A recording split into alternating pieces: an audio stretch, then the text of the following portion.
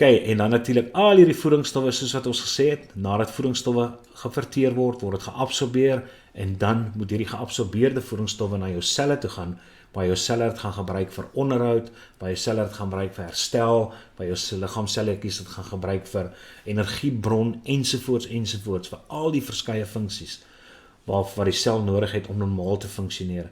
En daai proses van die opname van voedingsstowwe na jou liggaamscelle toe, dis wat assimilasie is. Nou al die voedingsstowwe wat nie opgeneem is in jou bloedstroom nie, wat nie deel was van absorpsie nie, gaan natuurlik bly in jou spysverteringskanaal en deurbeweeg na jou dikdarm toe. En dan by jou dikdarm vind daar herabsorpsie van water plaas. En dit is wat jou stoel vorm. Want jy moet nou mooi onthou, die voedsel wat jy gekou het gemeng met speeksel, daarna is dit vervoer na die maag toe, wat het gemeng het met maagsappe, daarna is dit deur na jou dindarm toe, wat het gemeng het met gal, gemeng het met pankreassappe en gemeng het met dindarmsappe. So by die tyd wat hierdie voedsel aankom by die dikdarm, is dit so 'n papperige massa voedsel. En dis waar die water dan geherabsorbeer moet word om die oortollige en onnodige, onverteerde reste meer 'n vaste vorm kry, sodat jy makliker dit kan ontlas. Want dit is as gevolg van die herabsorpsie van water, wat die onverteerde en onverteerbare komponente van die voedsel wat jy geëet het, soos riefvesel natuurlik, wat een van die onverteerbare komponente is. Ons kan nie riefvesel verteer nie, want ons bevat nie die ensiem wat riefvesel kan afbreek nie. Nou die bekendste riefvesel is natuurlik cellulose, maar herkouers bevat ensieme soos cellulase wat riefvesel kan afbreek. Maar al kan ons dit nie afbreek nie, soos wat julle hierso sien, het riefvesel nog steeds 'n groot rol wat dit speel binne die spysverteringskanaal. En daar gee ek vir julle voorbeelde van verskillende soorte riefvesels. Dit wil sê onverteerbare verbindings wat deel vorm van die voedsel wat ons kan eet. Maar daar is jou funksies. Nommer 1 is dit bevorder hierdie ritmiese samentrekking, die voortbeweeg van voedsel deur jou spysverteringskanaal, deurdat dit die spiersamentrekkings bevorder. Dan voorkom dit ook beskaafde siektes. Beskaafde siektes is soos hartlywigheid en ambeie. Okay, en dan die laaste ding is die feit dat dit water absorbeer ook, want riefvesel tree half op so sponsies, so dit hou 'n bietjie water vas. En dit lubriseer jou stoel beter, dat dit ook makliker ontlas kan word. Alright. So wanneer daar nou genoeg van hierdie onverteerde reste in die laaste gedeelte van jou dikdarm, wat bekend staan as jou rectum, dan gaan daar impulse gestuur word na jou brein toe, as gevolg van drukreseptore, spesiale selletjies wat die drukking optel van hierdie onverteerde reste wat die ophoop, en dan gaan die brein boodskappe stuur vir die spiere in die wand van die rectum, om te begin saamtrek en te verslap, en dit gaan veroorsaak dan natuurlik dat jy ontlas, en daai proses staan bekend as egestie. Die volgende ding wat julle ook baie goed moet ken, en dit gaan aansluit by werk wat julle volgende jaar in graad 12 gaan doen, is hierdie prinsip van homeostase. Nou wat presies beteken homeostase? Nou in graad 10 het julle ook geleer wat die basiese lewensfunksies is, wat enige organisme of 'n sel moet kan verrig om beskou te word as lewe. En een van hulle is, hulle moet hulle self kan onderhou. En dit is wat homeostase is. Nou, jou selletjies is jou kleinste funksionele eenhede waaruit alle lewe uit bestaan. En hulle het belangrike werk wat hulle moet verrig, maar hulle het sekere toestande wat hulle vereis. Hulle omgewings en dit wat binne hulle is, moet gehandhaaf word, moet konstant gehou word, sodat hulle kan verseker dat hulle funksie ten die beste van hulle vermoëns uitrig. Soos byvoorbeeld temperatuur. Die temperatuur moet geskik wees, die pH binne en buite die sel moet reg wees, jou koolstofdioksied en suurstofkonsentrasies binne en buite jou selle moet reg wees, waterkonsentrasies moet reg wees en glikosekonsentrasies ensovoorts. So die regulering van hierdie faktore in jou liggaam om seker te maak dat hulle altyd op so vlak is dat jou selletjies na die beste van hulle vermoëns kan presteer of kan werk. Dit staan bekend as homeostase. En omdat dit binne jou liggaam is, sê daar so die handhawing van 'n konstante interne omgewing. En soos ek sê, die faktore wat daai omgewing kan beïnvloed, is daai faktore wat jy hierso sien, is daai klomp. Alright, so dis die faktore wat gereguleer moet word, wat gehandhaaf moet word, sodat jou selle teen die beste van hulle vermoëns kan funksioneer, optimaal funksioneer.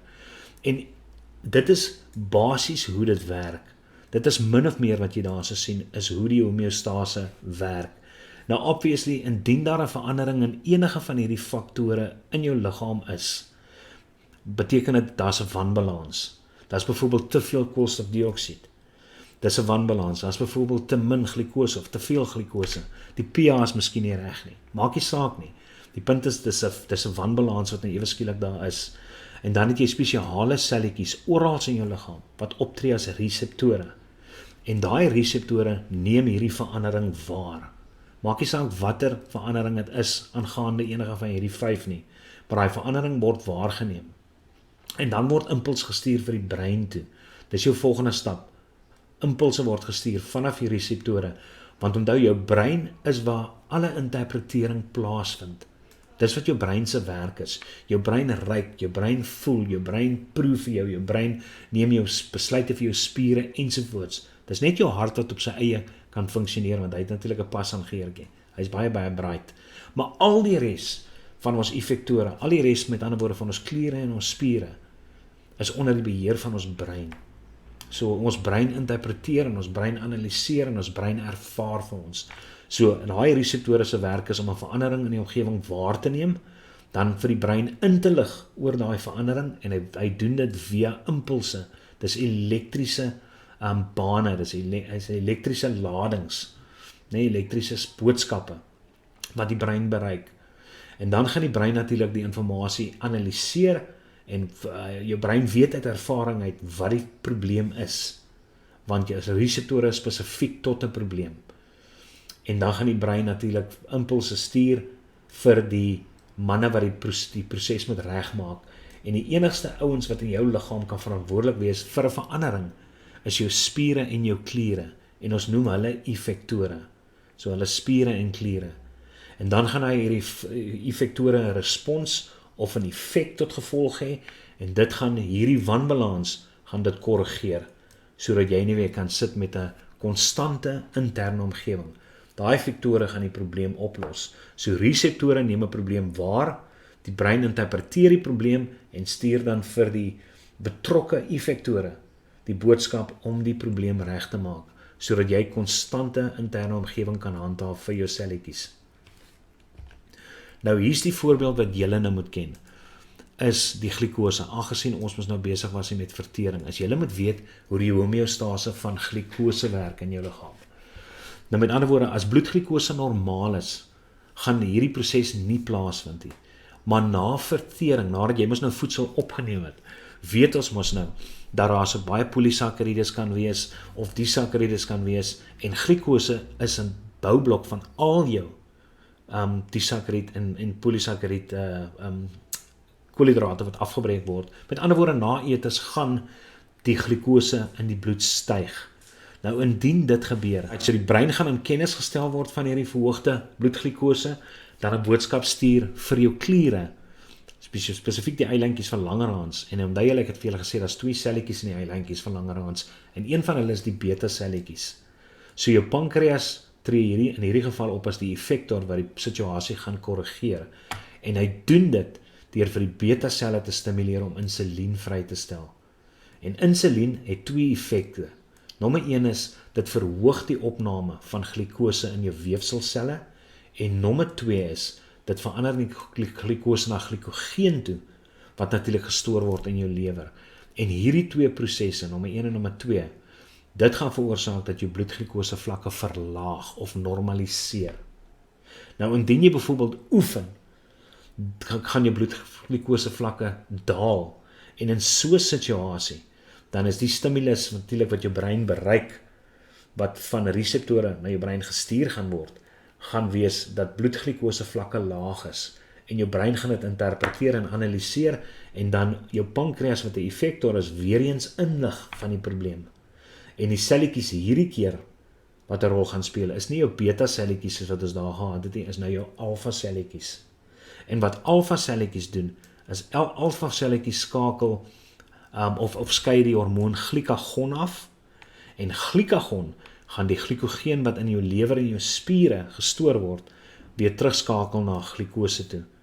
En daai glikose gaan vrygestel word in jou bloedstroom. En dit gaan weer jou bloedglikose verhoog of normaliseer in hierdie geval.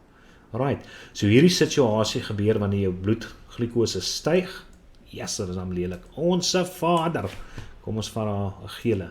So hierdie situasie gebeur wanneer bloedglikose styg en hierdie situasie gebeur wanneer bloedglikose daal. En dit gebeur sodat jou bloedglikose gehandhaaf kan word. Die homeostase van bloedglikose natuurlik kan plaasvind. Okay, as ons kyk na diabetes mellitus. Diabetes mellitus moet julle van bewus wees. Dis 'n siekte wat ontstaan binne die mens as gevolg van verhoogde bloedsuikervlakke. En dit staan ook bekend as hiperglisemie. Alright, val jy nie weet waar die pyltjie nou is nie, daar is 'n hiperglisemie. Nou, ek kan vir julle nou vra, wat is jou probleem met verhoogde bloedglikose? Hoekom is dit so gevaarlik? Wel, ek kan vir jou reguit sê.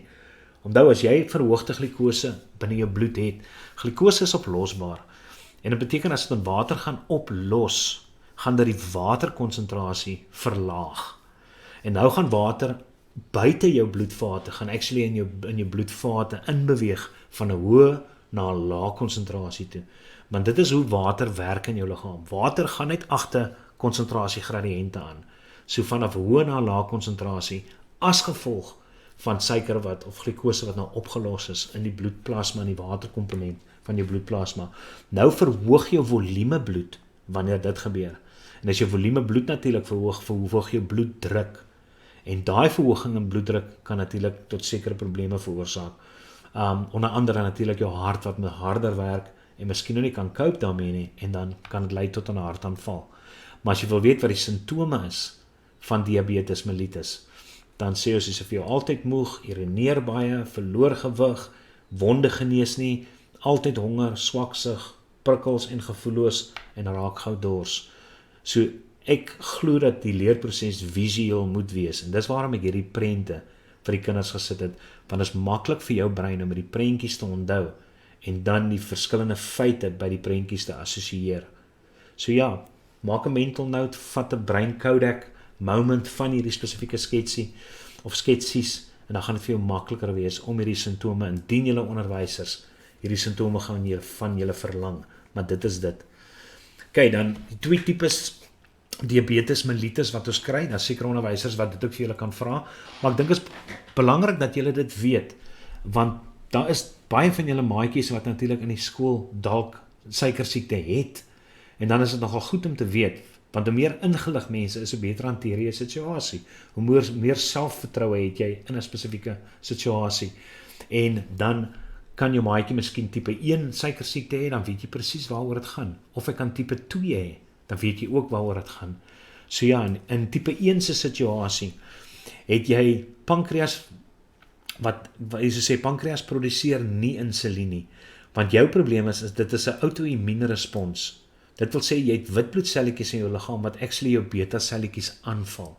En omdat jou beta-selle produseer insulien, maar as jou beta-selletjies vernietig is, kan dan nie insulien geproduseer word nie. En dit veroorsaak natuurlik dat meer glikose agter in die bloed bly na eetes. So dis tipe 1. Okay, dan kry ons natuurlik tipe 2, waar jou beta-selletjies wel insulien produseer, verseker, maar jou selle is weerstandig teen die werking van hy insulien, teen die effek van hy insulien. So ja, so dis nogal interessant. So in hierdie geval tipe 1 word insulien nie geproduseer nie, want jou immuunstelsel vernietig die beta-selletjies, en in tipe 2 is jou pankreas doodnormaal, jou beta-selletjies is 100% en produseer actually insulien, maar die selletjies, jou liggaam, die res van jou liggaam se selle, wat 'n rol gaan speel in die verlaging van bloedglukose, dis actually immuun of weerstandig teen insulien. Geen effekie. So ja, daar is maar net vir jou min of meer 'n idee van tipe 1 en tipe 2. En hier is maar net die behandelings vir as jy diabetes mellitus het, daaglikse inspuiting, spesiale dieet, maar jy kan hulle maar deurlees as jy wil. Daai is my bloot net vir interessantheid, sodat jy weet, maar hierdie tipe 1 en tipe 2 is my meer die belangrike aspekte aangaande dit. Nou, ons beweeg nou nader aan die einde van hierdie dierevoeding, dan is daar natuurlik 'n paar eetdefekte of vorms van wanvoeding, wanneer ons kom by by voedsel wat ons inneem. En wanvoeding beteken nie noodwendig altyd te min nie. Dit kan wees ook die te veel inneem. Dis enige afwyking van 'n normale dieet is wanvoeding. As jy te min proteïene inkry, kan 'n toestand ontstaan as kwashiorkor. Dit word gekenmerk deur sulke kindertjies met sulke vetpensies. En dan kry jy 'n toestand waar jy tekort aan koolhidrate en vet in jou dieet het, wat kan lei tot marasmus. Dan kan dit ook 'n sielkundige probleem wees, waar jy net nie voedsel inneem nie, of neem nie genoeg voedsel in nie, en ons noem dit anorexia nervosa. Right, dis 'n sielkundige probleem wat jy het. En dan het jy ook 'n ander sielkundige probleem bekend as bulimie. En dit is waar persone wel eet. Dit kan mans of vrouens wees, hoor. Hier is maar net prentjie van vrouens, maar jy kry anoreksiese en bulimiese mans en vrouens. Maar dit is waar bulimie is, waar die mense actually eet, maar dan bring hulle die voedsel na die tyd op. Nou jou probleem met beide van hierdie situasies is natuurlik dat jou selletjies, wat jou kleinste funksionele eenheid is van jou liggaam is, nie die nodige voedingsstowwe kry wat hulle moet kry om normaal te funksioneer nie. Nou obviously is jou selle deel van weefsels, en jou weefsel deel van organe, en jou organe deel van stelsels. So die feit dat jy nie genoegsame voedingsstowwe of die regte voedingsstowwe of die regte hoeveelhede voedingsstowwe inkry nie, beïnvloed op die uiteinde jou stelsels. En mense kan actually doodgaan van hierdie toestande. En dan kry jy natuurlik hierdie laaste situasie, hierdie perd. Dis hoekom met pizzas en die burgers, dit is te veel gemors kos, die ou neem te veel suikers in en hy verbrand te min suikers en dan gaan hy natuurlik gewig optel. Tot jy kom op 'n situasie waar jy hopeloos te veel vet reserves in jou liggaam het en dit toestand staan bekend as vetsug. En dit is dan die laaste van dierevoeding.